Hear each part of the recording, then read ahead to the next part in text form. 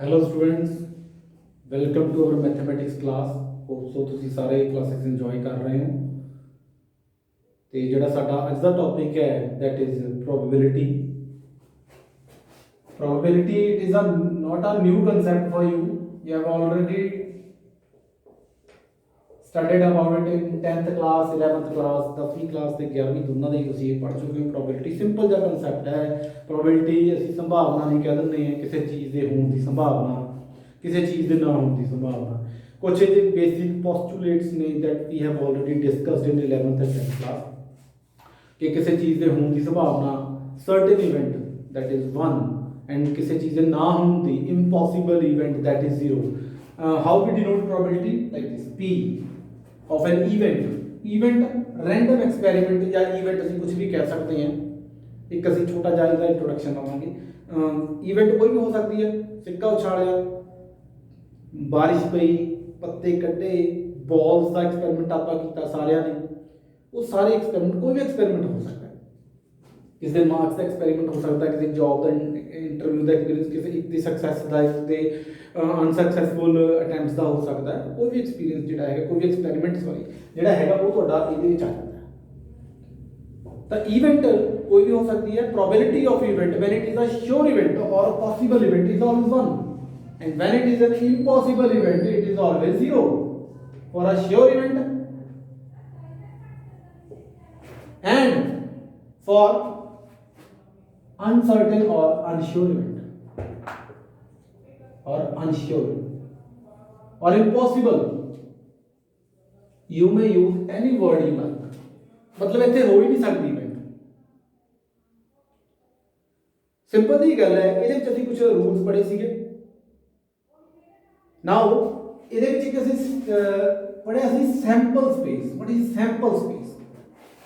Sample space is the collection of all the possible outcomes. Possible outcomes ਕੀ ਹੈ? ਇੱਕ ਸਿੱਕਾ ਉਛਾਲਿਆ, ਸਿੰਪਲੀ ਅਸੀਂ it may contain head and a tail, nothing else. ਇਹ ਹੋਰ ਕੁਝ ਨਹੀਂ ਹੋ ਸਕਦਾ। ਇਹ ਇੱਕ ਹੈਡ ਆਊਗੀ, ਇੱਕ ਟੇਲ ਆਊਗੀ। ਦੋ ਸਿੱਕੇ ਉਛਾਲੇ, ਜਾਂ ਦੋਵਾਂ ਤੇ ਹੈਡ ਆ ਜੂਗੀ ਜਾਂ ਦੋਵਾਂ ਤੇ ਟੇਲ ਆ ਜਾਂਦਾ ਹੈ। ਇੱਕ ਤੇ ਹੈਡ ਟੇਲ ਜਾਂ ਦੂਜੇ ਤੇ ਟੇਲ ਹੈਡ। ਡਾਈਸ ਥਰੋ ਕਰਦੇ ਆਪਾਂ, ਦੋ ਡਾਈਸ ਥਰੋ ਕੀਤੇ ਆਪਾਂ। ਪਹਿਲੇ ਤੇ ਇੱਕ ਆ ਗਿਆ, ਦੂਜੇ ਤੇ ਇੱਕ ਵੀ ਆ ਸਕਦਾ, 2 3 4 5 6 ਵੀ ਆ 36 ਸੈਂਪਲ ਸਪੇਸਿਸ। ਇਹ ਸੈਂਪਲ ਸਪੇਸ ਹੁੰਦਾ, ਸਿੰਪਲ ਜੀ ਗੱਲ ਹੈ। ਹੁਣ ਥੋੜਾ ਜਿਹਾ ਅੱਗੇ ਲੈ ਕੇ ਚੱਲਦੇ ਆ। ਨਾਓ ਰਿਗਾਰਡਿੰਗ ਟੂ ਯੂਰ ਸਿਲੇਬਸ ਇਨ +2 ਸਾਡੇ ਕੋਲ ਇੱਕ ਟੌਪਿਕ ਹੈ, ਇੱਕ ਕਨਸੈਪਟ ਹੈ। ਛੋਟੇ ਛੋਟੇ ਦੋ ਕਨਸੈਪਟ ਹੈ ਜਿਹੜੇ ਆਪਾਂ ਕਰਾਂਗੇ ਅੱਜ। ਜੋ ਸਾਡਾ ਪਹਿਲਾ ਕਨਸੈਪਟ ਹੈ बड़ा छोटा जहा इंडिपेंडेंट इवेंट्स का। ਇਹਦੇ ਰਿਲੇਟਡ ਕੁਐਸਚਨ ਇੱਕ ਇੱਕ ਨੰਬਰ ਦੇ ਪੇਪਰ ਦੇ ਵਿੱਚ ਆਉਂਦੇ ਨੇ। ਦੋਨੋਂ ਕਨਸੈਪਟਸ ਦੇ ਕੋਈ ਵੀ ਆ ਸਕਦਾ, ਦੋਨੋਂ ਤੁਹਾਨੂੰ ਪਤਾ ਹੋਣਾ ਚਾਹੀਦਾ। ਇੰਡੀਪੈਂਡੈਂਟ ਇਵੈਂਟਸ, ਨਾਮ ਤੋਂ ਹੀ ਪਤਾ ਲੱਗਦਾ ਇੰਡੀਪੈਂਡੈਂਟ, ਜਿਨ੍ਹਾਂ ਦਾ ਆਪਸ ਦੇ ਵਿੱਚ ਕੋਈ ਵੀ ਜਿਹੜਾ ਹੈ ਕਨੈਕਸ਼ਨ ਨਹੀਂ ਹੈਗਾ, ਜਿਨ੍ਹਾਂ ਦਾ ਆਪਸ ਦੇ ਵਿੱਚ ਕੋਈ ਵੀ ਕੰਸਰਨ ਨਹੀਂ। ਇੰਡੀਪੈਂਡੈਂਟ ਨੇ, ਇੱਕ ਦੇ ਹੋਣ ਦੇ ਨਾਲ ਦੂਜੇ ਨੂੰ ਕੋਈ ਫਰਕ ਨਹੀਂ ਪੈਂਦਾ। ਇੰਡੀਪੈਂਡੈਂਟ ਦੋਨੋਂ। ਸਿੰਪਲ ਜੀ ਗੱਲ ਹੈ कि ਅਸੀਂ ਕੀ ਕਰਨਾ, P A intersection P is simply P A P P.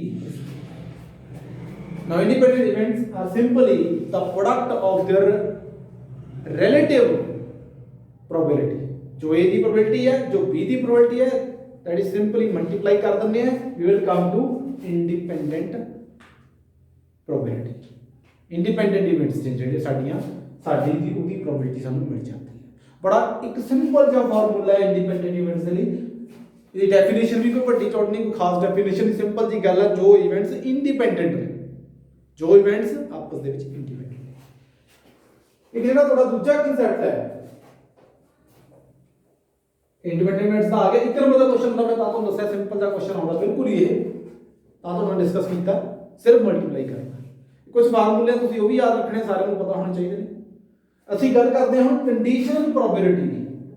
Conditional probability, ਹੁਣ ਕੰਡੀਸ਼ਨਲ ਜਿਸ ਤਰ੍ਹਾਂ ਮੈਂ ਤੁਹਾਨੂੰ ਦੱਸਿਆ ਕਿ ਇਹਨਾਂ ਦੇ ਨਾਮ ਦੇ ਵਿੱਚ ਇਹਨਾਂ ਦੇ ਸਾਰੇ ਦੇ ਮਤਲਬ ਛੁਪੇ ਹੁੰਦੇ ਨੇ। ਇਹਦੇ ਨਾਮ ਦੇ ਵਿੱਚ when we are encountering with condition we should know that we have to face some condition, we are in a condition, ਸਾਡੇ ਤੇ ਕੰਡੀਸ਼ਨ ਲੱਗੀ ਹੈ।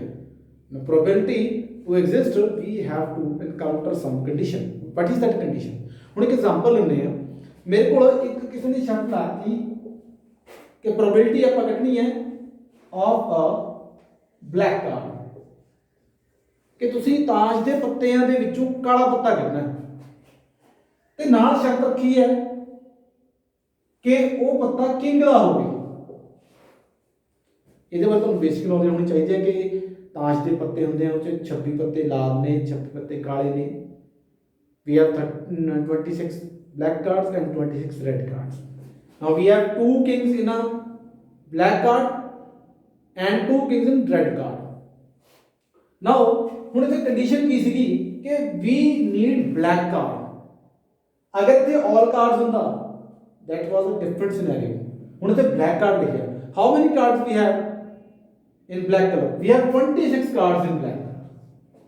And how many kings are there?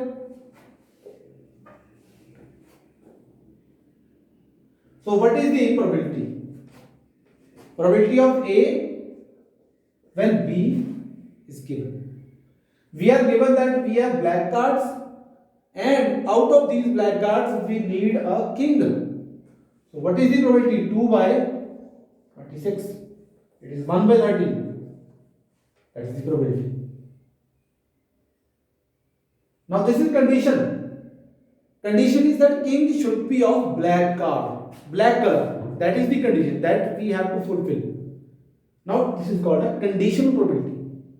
अगर तुम कहते भी कि तुसी ताश फैक्टो दे चो काला पत्ता कटो, you are not given any condition, it may be red, it may be black, but now you are given a condition that it should be a black card। ਜਦੋਂ ਆਪਾਂ ਨੂੰ ਕੰਡੀਸ਼ਨ ਲਗਾਤੀ ਤਾਂ ਆਪਣਾ ਇਹ ਬਣ ਜਾਂਦੀ ਹੈ ਕੰਡੀਸ਼ਨਲ ਪ੍ਰੋਬੇਬਿਲਿਟੀ। ਇਹਦਾ ਜਿਹੜਾ ਫਾਰਮੂਲਾ ਹੈ that is also very simple।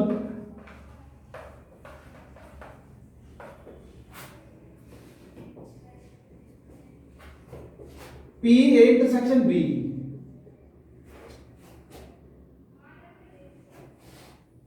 or PB। We have two cases। What are those cases? Now we will discuss about the cases। First case, when an event has already happened, there that probability it cannot be 0। Now we'll see, this is the first case। Probability of A when B has already happened। ਜਿਵੇਂ ਆਪਾਂ king ਕੱਢਿਆ ਸੀ, ਕੀ ਚੋਂ ਕੱਢਿਆ ਸੀ? ਕਾਲੇ ਚੋਂ। ਪਹਿਲਾਂ ਕਾਲੇ ਪੱਤੇ ਕੱਢਾਂਗੇ ਤਾਂ ਹੀ ਉਹ ਚੋਂ ਆਪਾਂ ਕਿੰਗ ਕੱਢ ਸਕਦੇ ਹਾਂ। ਤਾਂ ਇਸੇ ਤਰ੍ਹਾਂ ਇਹ ਜਿਹੜੇ ਕਾਲੇ ਪੱਤਿਆਂ ਵਾਲੇ ਇਵੈਂਟ ਹੈ ਅਸੀਂ ਪਹਿਲਾਂ ਕਰ ਚੁੱਕੇ ਹਾਂ, ਉਸ ਤੋਂ ਬਾਅਦ ਅਸੀਂ ਇਹਨੂੰ ਕਰਾਂਗੇ, ਉਸ ਤੋਂ ਬਾਅਦ ਅਸੀਂ ਉਹਦੇ ਚ ਕਿੰਗ ਕੱਢਾਂਗੇ। So probability of A when B has happened, ਤਾਂ ਇਹਦਾ ਫਾਰਮੂਲਾ ਆਪਾਂ ਇਸ ਤਰ੍ਹਾਂ ਲਿਖਣਾ। ਇਹਦੇ ਨਾਲ ਕੰਡੀਸ਼ਨ ਕੀ ਹੈ ਕਿ probability of B can not be 0। B the probability 0 ਨਹੀਂ ਹੋ ਸਕਦੀ, ਕਿਉਂਕਿ ਅਗਰ B ਦੀ ਪ੍ਰੋਬੇਬਿਲਿਟੀ 0 ਹੋਗੀ ਤਾਂ ਇਹ ਤਾਂ ਸਾਡੀ ਇਵੈਂਟ ਹੀ ਖਤਮ ਹੋ ਜਾਂਦੀ ਹੈ। ਇਹ ਕੰਡੀਸ਼ਨ ਨੂੰ ਸੈਟੀਸਫਾਈ ਕਰਦੀ ਹੈ ਤੇ ਇਹਦੀ ਕਿ ਜਿਹੜੀ ਸਾਡੀ ਗਿਵਨ ਕੰਡੀਸ਼ਨ ਹੈ that is to be fulfilled।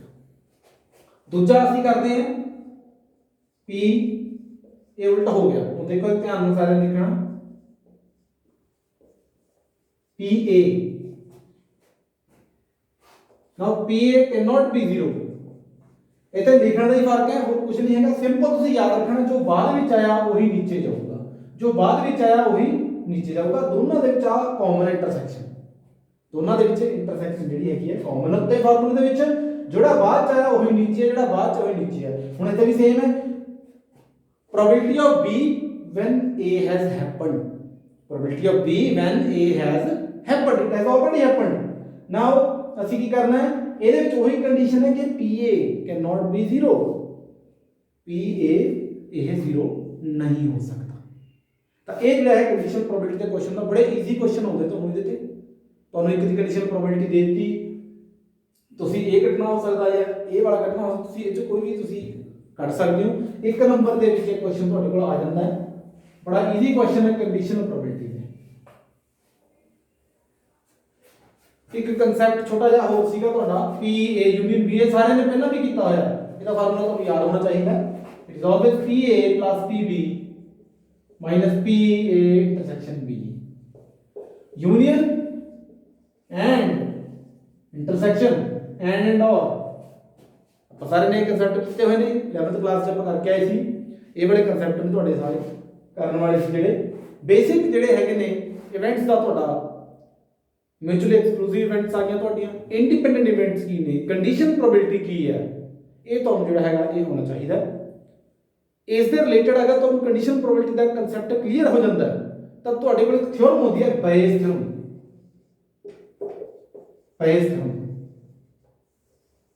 ਇਹ ਤੁਹਾਡੀ ਬੜੀ ਆਸਾਨ ਹੋ ਜਾਂਦੀ ਹੈ ਪੇਪਰ ਦੇ ਵਿੱਚ। ਬੇਸ ਥਿਓਰਮ ਦਾ ਕਨਸੈਪਟ ਬੜਾ ਇੰਪੋਰਟੈਂਟ ਹੈ, ਜਿਹੜਾ ਇੱਕ ਵੱਡਾ ਕੁਐਸਚਨ ਹੈਗਾ 5 ਨੰਬਰ ਦਾ ਬੇਸ ਥਿਓਰਮ ਦੇ ਵਿੱਚ ਆਉਂਦਾ ਹੈ ਤੇ ਬੜਾ ਈਜ਼ੀ ਕੁਐਸਚਨ ਹੈ ਅਗਰ ਤੁਹਾਨੂੰ ਕੰਡੀਸ਼ਨ ਪ੍ਰੋਬੇਬਿਲਿਟੀ ਸੈਟੀਸਫਾਈ ਕਰਨੀ ਹੁੰਦੀ ਹੈ। ਤਾਂ ਉਮੀਦ ਕਰਦਾ ਕਿ ਤੁਹਾਨੂੰ ਅੱਜ ਦਾ ਜਿਹੜਾ ਲੈਕਚਰ ਹੈਗਾ ਇਹ ਪਸੰਦ ਆਇਆ ਹੋਊਗਾ। ਤੇ ਪ੍ਰੋਬੇਬਿਲਿਟੀ ਦਾ ਕਨਸੈਪਟ ਤੁਸੀਂ ਪਹਿਲਾਂ ਵੀ ਕੀਤਾ ਹੈ 10ਵੀਂ ਦੇ ਵਿੱਚ, 11ਵੀਂ ਦੇ ਵਿੱਚ, ਹੁਣ ਵੀ ਤੁਸੀਂ ਕਰ ਰਹੇ ਹੋ। ਜ਼ਿਆਦਾ ਔਖਾ ਕਨਸੈਪਟ ਨਹੀਂ ਹੈਗਾ, ਸਿਰਫ ਕੀ ਹੈ ਬੇਸਿਕ ਅੰਡਰਸਟੈਂਡਿੰਗ ਜਿਹੜੀ ਹੈਗੀ ਹੈ ਪ੍ਰੋਬੇਬਿਲਿਟੀ ਦੀ ਉਹ ਤੁਹਾਡੀ ਹੋਣੀ ਜ਼ਰੂਰੀ ਹੈ। ਉਮੀਦ ਕਰਦਾ ਸਾਰੇ ਤੁਸੀਂ ਠੀਕ ਰਹੋਗੇ।